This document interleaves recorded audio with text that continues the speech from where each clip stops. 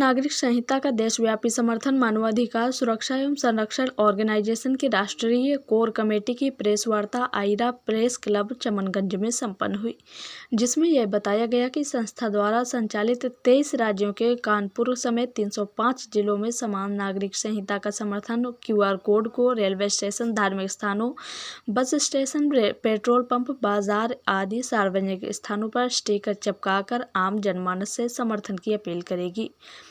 समान नागरिक संहिता इसलिए आवश्यक है क्योंकि अलग अलग धर्मगत कानून होने की वजह से ही एक ही समाज के लोगों के साथ अलग अलग न्याय होता है, जो कि समाज के साथ अन्याय है, क्योंकि धर्मगत कानूनों की वजह से ही व्यक्तियों को समान मानवाधिकार नहीं मिलते हैं, जिसके कारण यह सीधे मानवाधिकारों से जुड़ जाता है। इसलिए संस्था देशव्यापी समर्थन अभियान चला रही है, जिससे सभी धर्मों के लोगों के मानवाधिकार सुरक्षित किए जा सकें। विविधताओं और अनेकता हमारे देश की पहचान है। लोकतंत्र हमारी विरासत है, किंतु लोकतंत्र का अर्थ स्वच्छंदता या मनमानी नहीं हो सकता। लोकतंत्र स्वतंत्रता और आत्मसम्मान के साथ राष्ट्रीय स्वाभिमान और पारस्परिक सद्भाव का एक महान मंत्र है। सुविधानुसार इसके अर्थ नहीं निकालने चाहिए। 143 करोड़ की आबादी की एकजुटता और सामूहिक शक्ति भारत को एक महानतम विकसित राष्ट्र के रूप में पहुंचा सकती है। प्रेस वार्ता में राष्ट्रीय संरक्षक डॉक्टर कृपा शंकर तिवारी, राष्ट्रीय अध्यक्ष गुलाब सिंह चंदेल, राष्ट्रीय महामंत्री डॉक्टर तपन अग्निहोत्री, राष्ट्रीय सचिव डॉक्टर श्रीकांत अवस्थी, राष्ट्रीय महिला अध्यक्ष डॉक्टर किरण अग्निहोत्री, राष्ट्रीय विधि सलाहकार डॉक्टर सुषमा सोनी की उपस्थिति उल्लेखनीय रही। तत्पश्चात हुई बैठक में प्रदेश अध्यक्ष उत्तर प्रदेश विनोद वर्मा, मंडल प्रभारी कानपुर संजय मौर्य, जिला अध्यक्ष सुरेश सिंह, जिला महामंत्री गणेश दीक्षित, उमा मिश्रा, सूर्यकांत पांडे, रीता यादव, धनंजय सिंह, अजय कुमार आदि प्रमुख पदाधिकारी उपस्थित रहे। देखिए रिपोर्ट। मैं डॉक्टर तपन अग्निहोत्री, राष्ट्रीय महामंत्री मानवाधिकार सुरक्षा संरक्षण। आज हम लोग जो यूसीसी जो समान नागरिक संहिता है, इसके समर्थन में हम लोग एक प्रेस वार्ता कर रहे हैं कि क्यों ये कानून हमारे देश के लिए जरूरी है, इसलिए हम यहाँ पे आए। नागरिक संहिता है ये एक भारतवर्ष की यदि देखें कि दीर्घकालीन एक विकास के कानून है, जिसके तहत हम लोग हमारा देश आगे बढ़ सकता है। भारत विभिन्न धर्मों का एक राष्ट्र है और शायद विश्व में ऐसा कोई राष्ट्र नहीं है जिस राष्ट्र में हिंदू, मुस्लिम, सिख, ईसाई, बौद्ध, जैन सब एक भाइयों के भाईचारे के साथ रहते हैं। और एक कहते नहीं कि गुलदस्ता है, ये सभी धर्मों का मिलकर गुलदस्ता बनकर हम लोग रहते हैं। और एक ऐसा धर्म, एक ऐसा ऐसा कानून यदि हमारे बीच में आता है जिसमें सभी धर्मों के कानूनों को एक कर दे हम लोग।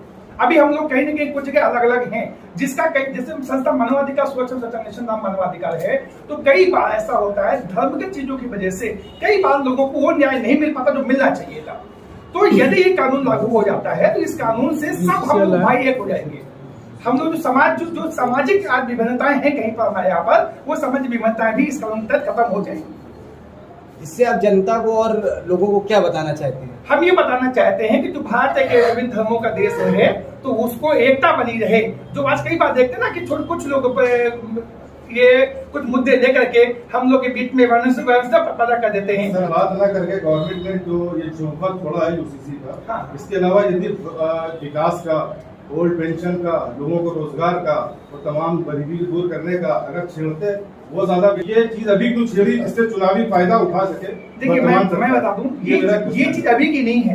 ये जब संविधान देखिए संविधान का निर्माण हुआ था हमारा, तो आर्टिकल 44 में संविधान में दिया गया है कि समान नागरिक संहिता देश में होनी चाहिए। 1955 में हिंदुत्व का ये लॉ पारित हुआ था। पहले मैं एक क्वेश्चन जवाब दे दूं पहले। तो आर्टिकल 44 में ये संविधान पाते समय संविधान निर्माताओं ने उस समय ही व्यवस्था दी थी ये, लेकिन उस समय क्योंकि देश आजाद हुआ था, भाषा में बहुत चुनौतियां थी हमारे सामने, उन चुनौतियों की वजह से इस चीज को लागू नहीं हुआ। आज हम लोग विकासशील देश से आगे निकलते विकसित देश की तरफ बढ़ रहे हम लोग हैं। यूसीसी है सिविल कानून, जिसमें आपके विवाह है, तलाक है, उत्तराधिकार है, प्रॉपर्टी है, ये सारे एक्ट को हम लोगों ने इसमें लिया है। अब जब कोई पीड़ित न्यायालय के सामने गया, उसने अपनी पीड़ा कही, न्यायालय कभी नाम नहीं देखता है कि उसका नाम फरजाना है, कि उसका नाम फरहीना है, कि उसका नाम परवीना है, या उसका नाम वटेवर जो भी है कुछ है। उसके सामने एक पीड़ित होता है, उसे लगता है कि इस कानून में जो हमारे विधिवेत्ताओं ने व्यवस्था बनाई है उसके हिसाब से उसको न्याय मिले और वो समाज में स्वतंत्रता पूर्वक जी सके। हुआ क्या, हम लोगों ने पर्सनल एक्ट में बांट दिया। अब एक के आंसू पोंछने के लिए हमने रुमाल निकाला और आंसू पोंछ दिए। दूसरे से कहा हमारे पास नहीं है व्यवस्था, हम यहाँ पंगु बन के खड़े होते हैं। ये विषमताओं को दूर करने की बात यूसीसी में हो रही है और मुझे लगता है आम जनमानस पे इससे कोई भी बुरा प्रभाव नहीं पड़ेगा, क्योंकि